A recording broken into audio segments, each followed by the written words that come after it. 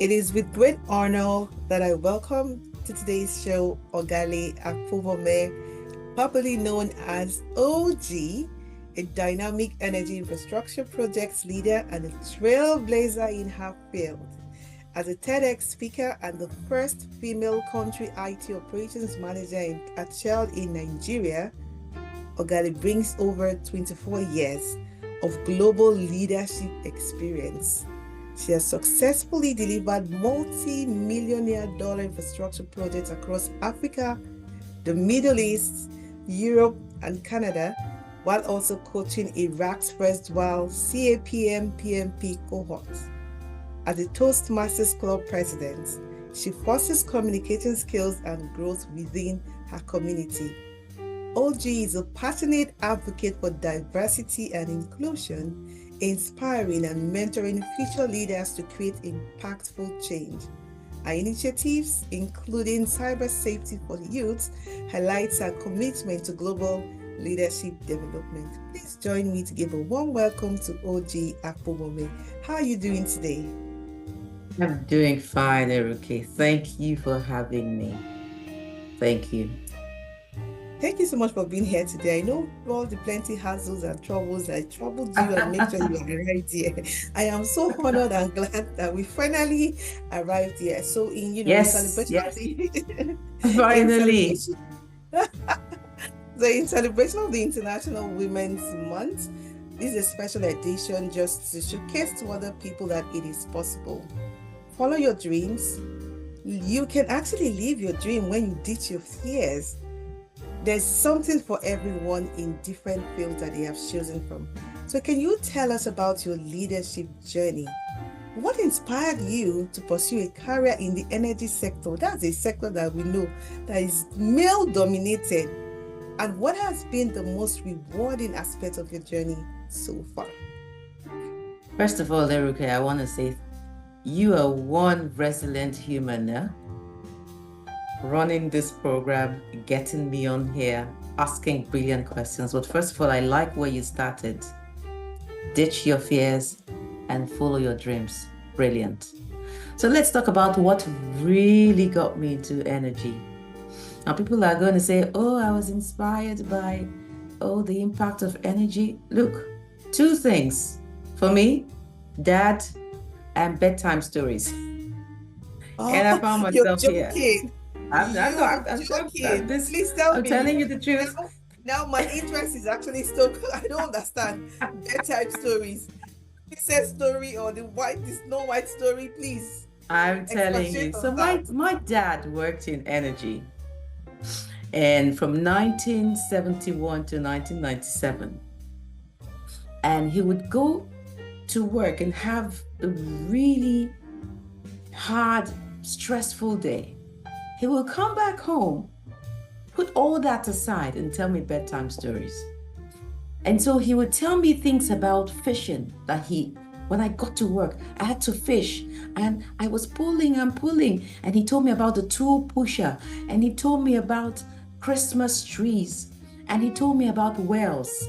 So there I was at 5 years old, imagining that my dad went to a beautiful place where you always had Christmas trees, and sometimes he would fish, and sometimes he would pick some tools, and sometimes I had no clue that this was actually at the center of production with oil and all that on his, coverall.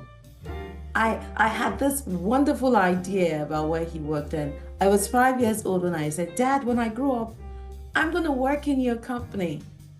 So humor has it that when I really started working, and this was so many years later, he had retired before I started. I got the job in 2002. I had a training from 2001 to 2002 and got the job in 2002 and started. Humor me here. I walked in, I said, so where are the wells and where are the Christmas trees and where are the pretty things my dad used to tell me about, right? And here we are.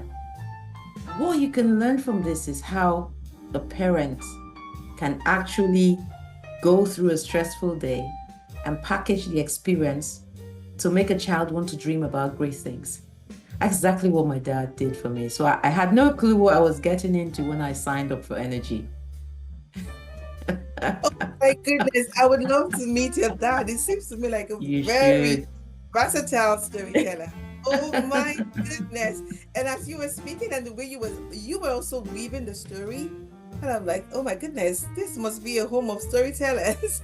Yeah, yeah, Oh yeah. my goodness, Quite, that inspiration is actually quite. awesome. Your dad and storytelling.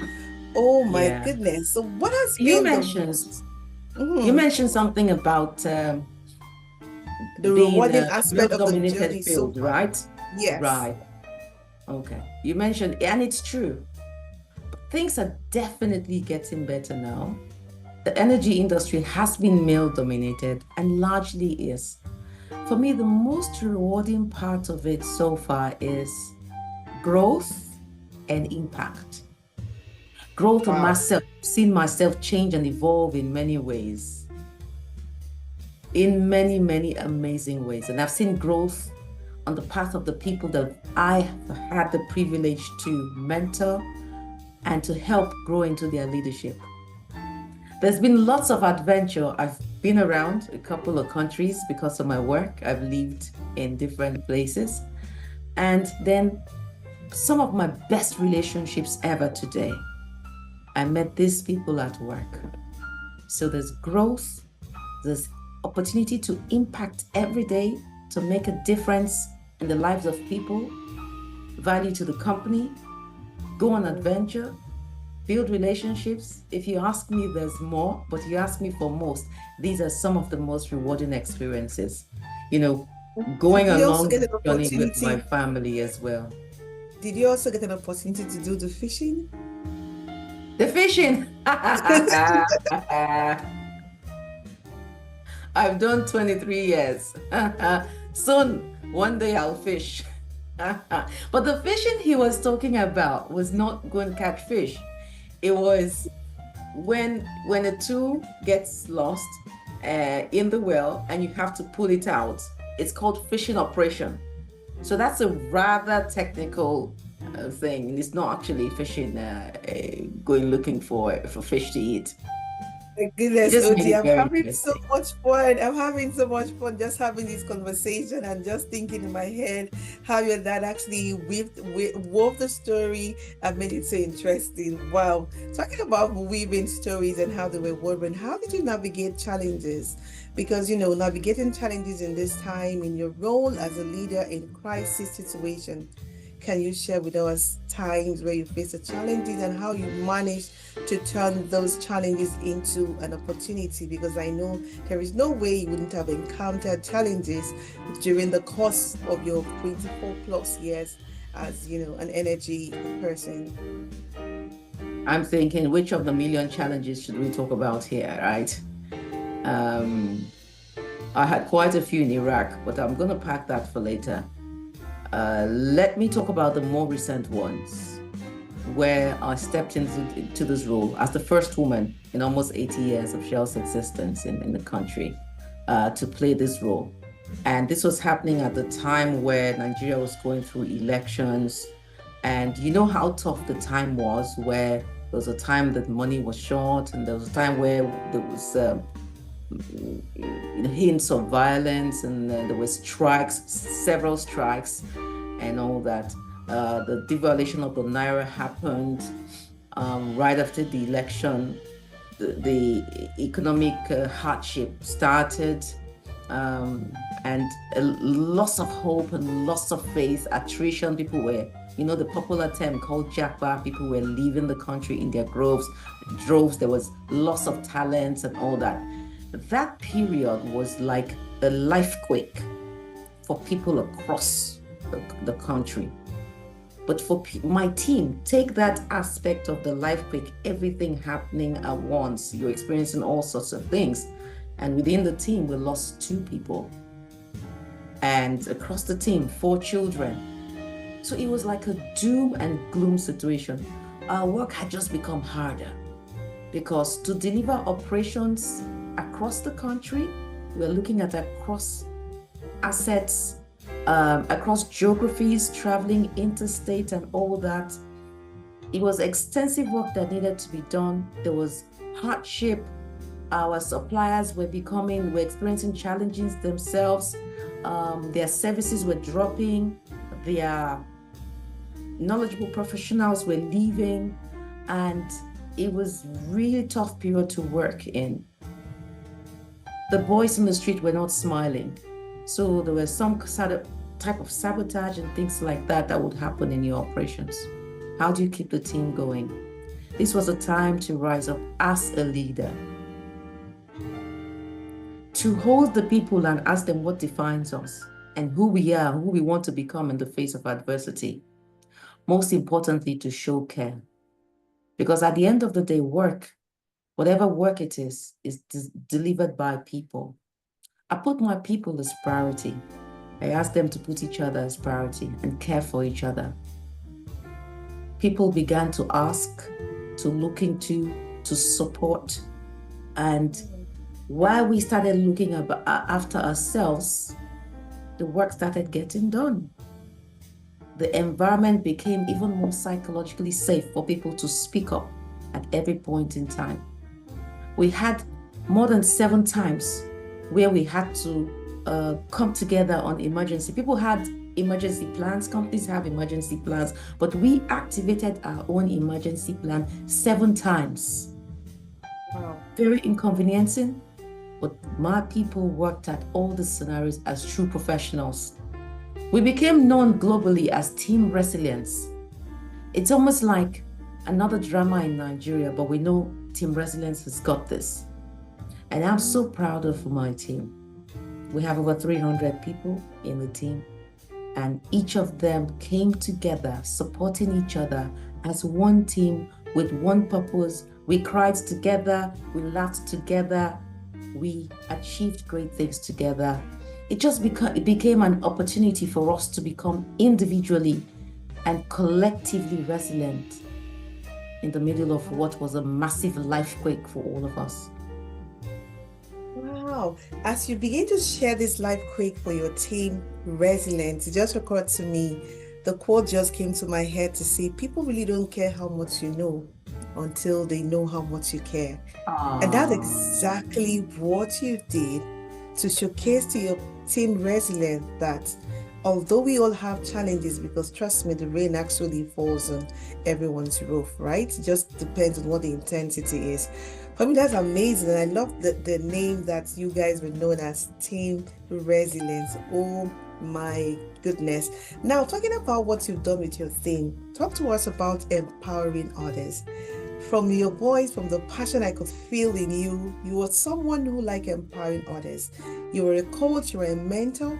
What advice would you offer to emerging leaders, particularly women, to help them navigate their career paths? You just told us how you navigated this challenging time and how you turned that challenge into opportunity. Tell us now, how do you empower others as a coach and mentor, advising emerging leaders, particularly women, to help them navigate their career paths? When you say particularly women, I'm going to start with a bonus tip here for women. One of the best career choices you're going to make is the person you marry. Seriously, it makes a whole lot of difference. So back to empowering others. Number 1, bust the myths. Young people, women, bust the myths. What are the myths? It could be, oh, women cannot do it. Young people don't have great capacity to do a lot of things because of their inexperience. It could be, oh, it's a man's world. It could be, but what are those myths? Women do not support women. All those myths. Bust the myths and just bring your best self to the table. It's one life. You have one shot. And this is some of the things I tell the people I mentor. I say, look, don't play victim. You attract what you expect. Remember the story of Job in the Bible. Oh, the things I feared had come upon me. First, there was a fear. If I expect to be treated, badly, I might already proactively start playing victim before it even happens to me. So bust the myths. Don't play victim. deliver impact. There's something you were designed uniquely to deliver and to bring to earth. Your purpose. Do what you were made to do and watch the earth, the universe, good things answer to you, right? So if you think about this thing, it's also beyond you. You're here to make impact. Impact is not for you, it's for others. If you think Yes. beyond you, you're going to be more resilient, you're going to be stronger, you're going to try harder, and you're just going to keep pushing. Wow, thank you so much. In fact, as I hear you speak, different quotes is just bubbling in my heart. The one that just came to my heart is success is when you think about yourself, and significance is when you think about others. Isn't that really Beautiful. amazing? I remember one of the myths that one of my professor back in school told me. We're having this conversation one day, and it made it sound as though because I was young then, you can't have this. And he told me that you can never have more rags than an old man. When he told me that Proverbs and said you can't have more rags than an old man, I said to him, what if I've inherited rags from an Oh old man? my It goodness. means that I've gotten more rags. So what you said about impact actually just struck a chord on the inside of me. Love Stop it. playing the victim. Women, you need to deliver impact and know where you're going. Pitch the meat. I love that word. As you said it, it took me back almost how many years ago? And I said to him, when I said to him, he looked at me, I said, that's an interesting perspective. And I said, yes, I what if love I've it. inherited it? So we need to dish the meat and begin to deliver impact. I love that so very much. Talk to us now about cultural perspective.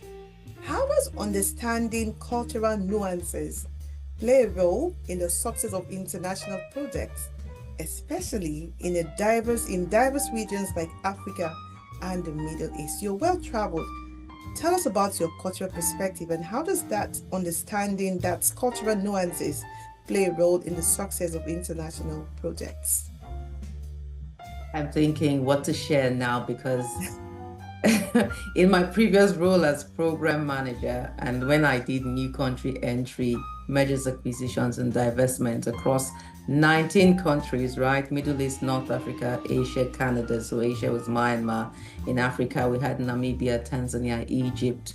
In the Middle East, we had Iraq, Saudi, Oman, Libya was where I started, Kuwait, Jordan, Syria, and the likes. Now you can imagine these countries I've mentioned, Qatar, the UAE, obviously, where I spent most of my time. There were different dimensions. Now take this woman from Africa working with people in Europe, in the US, in Asia to deliver projects in the Middle East. And sometimes for one project, we worked across tens of countries to deliver. You can imagine, name it, we experienced it. Time zone, working day, man, where the weekend was Thursday, Friday, and then you had 3 days working with Europe and the rest of the world. And in Dubai, Qatar, at the time, the weekend was Friday, Saturday. And then you're looking at time zone. So I always had timeanddate.com on.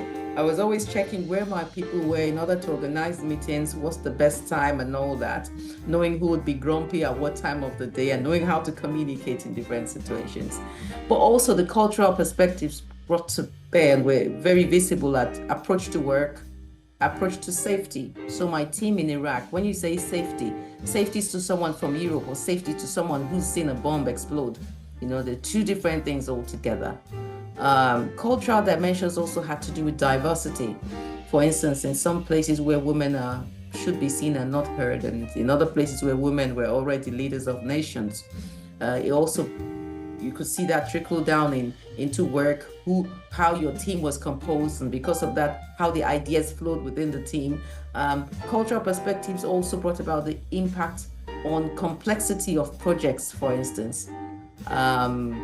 Where do we start from the impact on work? But look, let's go to you in the middle of all of this. Understanding is key. environmental sensing.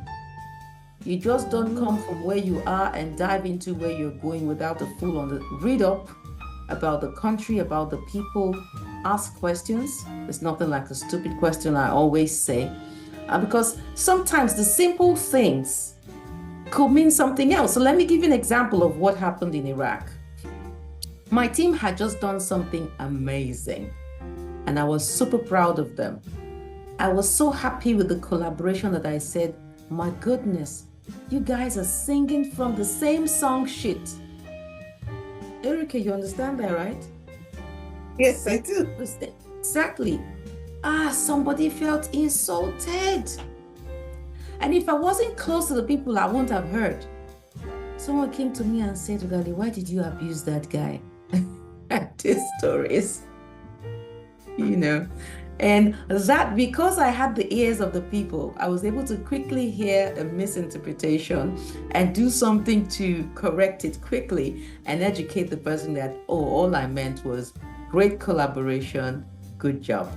How about another time where I had called a meeting of people from all around the world?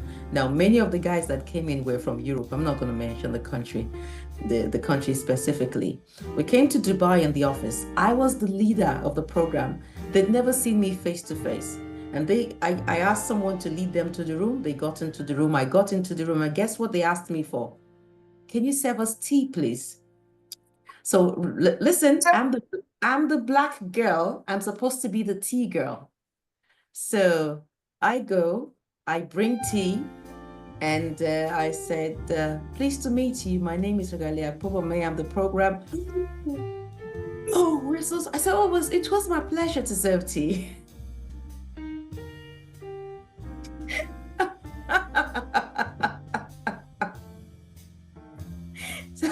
so, yeah. Can you still hear me? You're speechless. I am definitely speechless. I am definitely speechless because, oh my God, there's actually a lot of understanding cultural nuances in the various roles you've played because. So I could have chosen to be offended. Don't you know I'm the leader? Why did I understood? And I knew that I was breaking barriers as well. Yeah. I might have been the first Black African woman complex project leader because we were doing a huge project that saw us using satellite communications to bring internet to the desert in Iraq. I might have been the first to be seen, and for me it was fine to help them break the myth and know that not all Black women do serve tea, right? I mean, that's what they do in life. We do a lot more than that. Great things, complex things too. So yeah.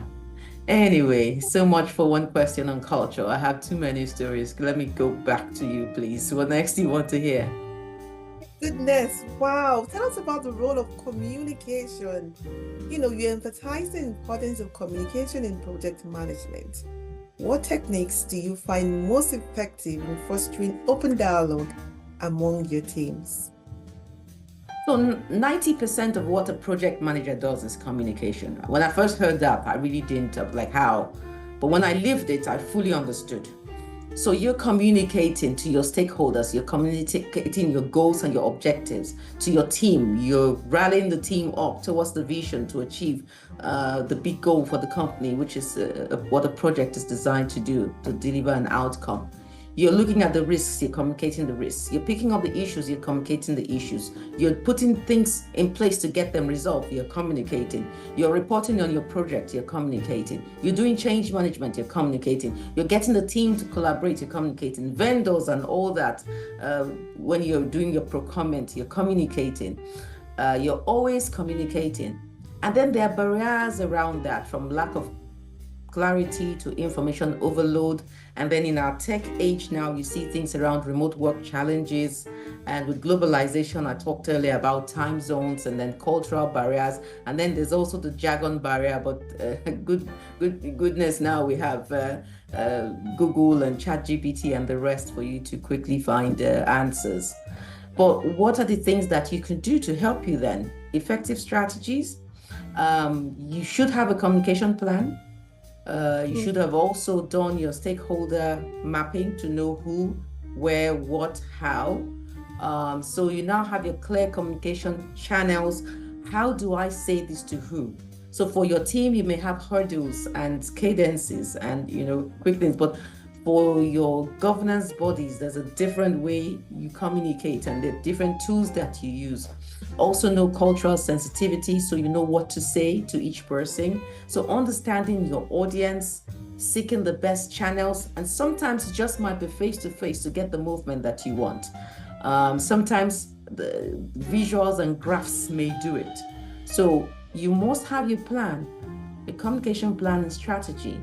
Know your audience, know yourself, and make sure that while you're communicating, you're also getting feedback on what you're doing, so you know what is working and what you need to change and modify. Wow, thank you so much for saying that. Oh my goodness. I just feel like I should just bring you to my corner so I can just have you. Sometimes when you're walking inside of you have like your mind speaking to you. We call them like the little bird that you put on your shoulders and tells you something in your ear. Do it like this. I wish I could just carry you around with me and just be telling me, okay, do it like this and do it like that. The way you just explain the communication pattern is super amazing. You do a lot of things and you travel from country to country. As we begin to bring this section to a close, can you talk to us? Now speak to the women, because of course you speak to both gender, but because it is the International Women's Month, how do you balance your roles? Because this is one question women struggle with daily. How do you balance your professional responsibilities? This is huge for me. I feel like you have like 100 of job roles to play with your personal commitment.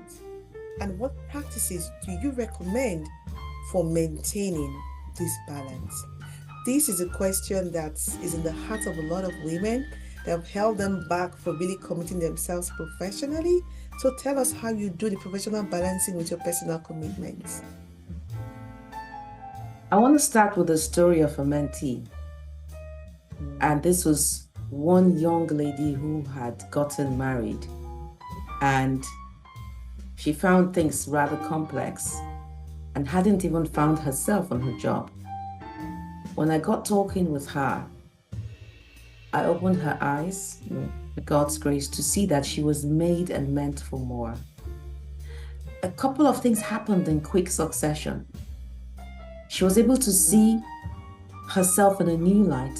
It led to her changing job and all that. And at that time, it coincided with a transformation that was happening in our very technical field called OT, who are the people who secure production from cybersecurity for oil and gas that's been produced. They use they do the systems that provide this. At that time also in that team, there were 6 men and 1 woman. And the only woman was the admin lady. And this was a transformation that was happening. My mentee was able to plug into this and became part of the change. That team today is not just 6 men, 1 woman, it's 4 men, 3 women. And the 3 women are technically strong, pulling their weight. Guess what? She's doing more now, but she even feels more in balance than at the start, where she was this confused young woman who just gotten into her career. So let's go and talk about balancing. By the time we did that transformation, this was the first in the world of our IT in our company where we were able to create this balance of women and men. It's really a male-dominated space, that space. So let's talk about balance and how we balance. Okay. For me, the word is not balance, right? The word for me is integration. How do I integrate these important aspects of my life? I decided to work. I'm going to go back again with that decision. I decided to work. My husband, before we got married and we started discussing, he wanted a nice little housewife. And I saw my mom working, and I wasn't going to be the nice little housewife, and I was willing to walk away from this nice young man. And he said, no, I'm gonna change my mind. So that's a story for another day. So here I am now, right? I could have been a nice little housewife, and with all my energy, maybe a troublesome one too. It's integration. How do I integrate? Because my work will be done in a professional, excellent manner. That's given. But I look at other measures. Am I happy? Right? Is my family thriving? If these two things are off, then something is wrong. Am I happy? Is my family thriving? I'll say it again, if these two things are off, then something's wrong. I recalibrate. I take some time out, and sometimes I just spend some time, go to the beach, thinking time. I have a board I use to do my wheel of life, and I measure and see what all the areas of my life, how I'm doing. So for people who seek balance, it's great, it's good. I seek integration, and I check the signals to make sure that one is not winning against the other, and you can do it. So what can we do? Never be afraid to ask for help. Seek supportive system, have mentors, they're amazing. Make sure you have a supportive system around you as a woman. Don't try to do everything. I was at a women's program yesterday, and one of the things the women said is, well, if you die, you'll be replaced at work, but your role in the family is not replaceable. And someone else could step in, but never be able to do it as good as you. And unfortunately, there was a story of a woman who really maxed herself out. She felt she had to do everything. She did the cooking, she did it. The husband was like, well, yeah, I want this like this. I want my food hot. I want this. She did everything, overworked herself, and she passed on. When she passed on, the husband got himself a chef, got the children a driver. She used to be the one to drive them to school, and within a couple of years, he got married and all that. But she was gone. So how do we balance? Seek support. Please stay alive. Your family needs you. The impact that you will make need you. Your legacy needs you to at least stay long enough to build it. We must never be ashamed to ask for help and to keep going and to look after ourselves. So important. When you're healthy, you can be a better worker, a better leader, and make better impact. Thank you, Ruki. I don't know if you want me to answer anymore. I'm here. Yes, because you actually have given us like a full dose of what we all need to hear, especially as women, on how to really find the integration, as you put it, being committed to our work, and also finding that balance, integration in the workplace. For me, that is super amazing. I remember one of the questions I asked you at the beginning, and that has actually, I've been chewing it, I've been musing on it when I asked you about your leadership journey, what inspired you, and all of that. You talked about the person you marry is, in fact, that is your first workplace. It is very important because that person would either marry you or make you. For me, that is so important. And you've also said it again, supportive system. A lot of women feel they need to do everything. They feel they need to carry all the weight on their shoulders. They don't understand shedding. Sometimes you can shed off some things, and it's okay if the kitchen is scattered sometimes. And it's okay if the house is in disarray. It is okay. You find time is when it becomes a norm that is a problem. Once in a while, it is okay to just, step back and take a breather. I want to say a very big thank you to you, OG, for taking out time out of your very busy schedule. Thank you for putting up with all my troubles and all the things I needed to do to get to here.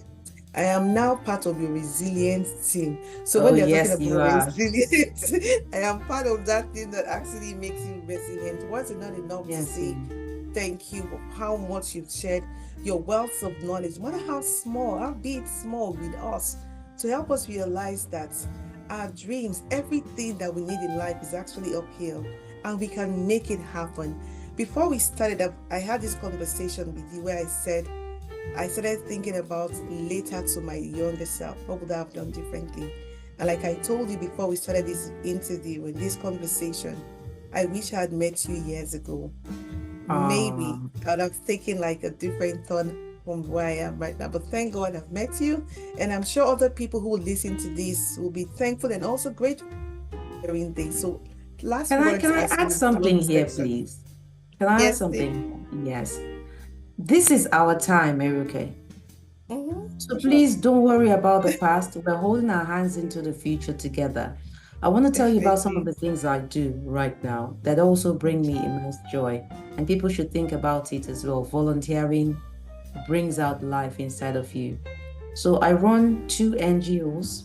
One of them is called the Next Generation of Transform Leaders. And Mm, I'm in the young people between the ages of 18 and 28, mentoring them for global leadership. I run a mm, program, it's amazing, and we're already seeing the results from that. I also write about young and safe online safety for young people. We see what's happening today in our digital world, quite a menace. The more informed and equipped they are from their youth, the better they will be. Now, these things have given me so much joy. It's depleted my stress level, right? mm. You're doing all these things, but you find ways to contribute. But apart from that, it's also the impact that we now begin to see in the lives of others. Now, that is completely priceless. I see what you're doing. I would invite you to join me on my endeavors. I'm happy to be in yours now. This is our moment. This is the best time. There's no regrets. So let's hold our hands into the future. You're my sister for life now. Thank you so much. And apart from the fact that I'm going to still talk to someone concerning you after this, anyways, thank you so much for coming tonight. Thank you so much for shedding so much light on what we can do as women. And thank you so much. The time is now putting the past behind and just forging forward to where we are. Thank you so much. I really appreciate this time together. And for everyone who wants to, know more about OG, please let us know in the comments and all of that, and we'll see how we can connect you. So just see how she can be of help to us. But also send forth a mentorship program. It has a process. It's not just open to everyone. You must be serious and really need to know what you want to do to be able to be a part of it. Thank you so much, everyone, and please enjoy the rest of your day. Bye. You're amazing, Eruke. Thank you. Thank you.